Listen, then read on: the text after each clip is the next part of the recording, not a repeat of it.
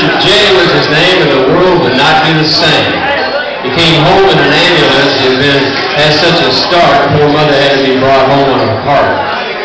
Little Richard J. became Dickie Bird, squeaky voice with white hair, matched with a personality that was way beyond compare. He had more energy than that little pink bunny, and as for humor, he was just born funny.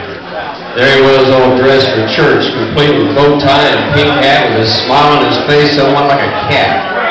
The Sunday school teacher soon learned their match, and more than once in came mother of his ears she did catch.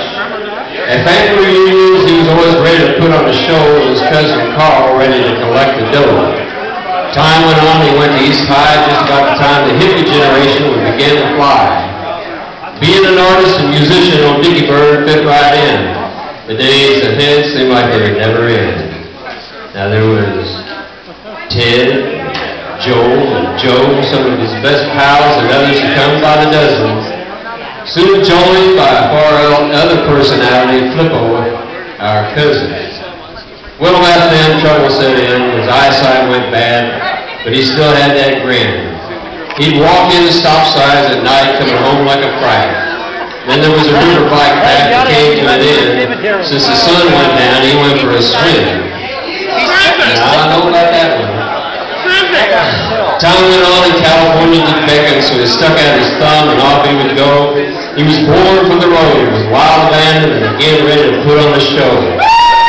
California couldn't hold him, and back he came. Only this time he had a new name.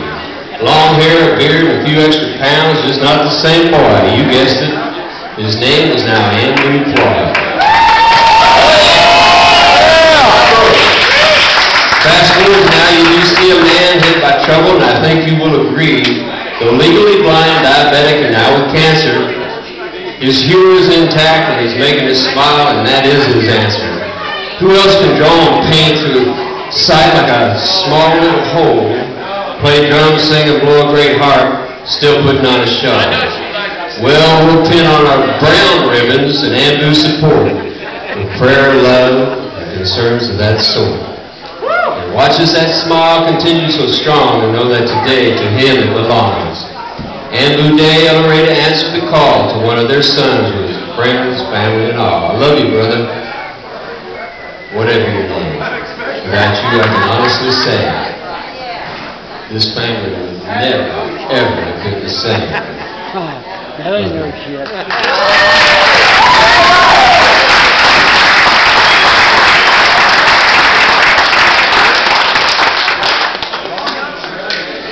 What's an ambu, my grandson asked. To answer that was not an easy task. An ambu is a brother dear whose child's voice was like a grinding gear. An ambu is always the show-off and born performer. He sang and he danced and he even ran away. He climbed on his tricycle on a snowy day. His parents thought it was cute, but his brother and I cheered, hooray, hooray!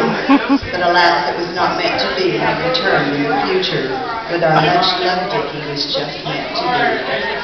An ambu is a former skateboarder and philosopher. He questioned my boyfriend reporting one day, "Hey, you think you're good-looking?" Such a deep thinker, our own Richard J. Ambu is a much-loved uncle. I married and moved and had a baby on the way.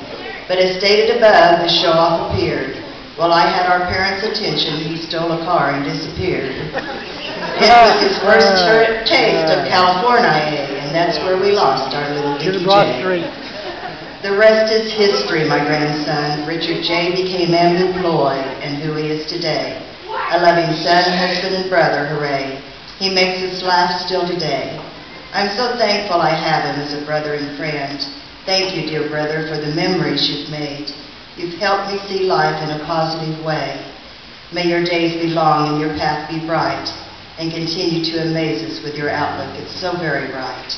I love you, I treasure you, and honor you today.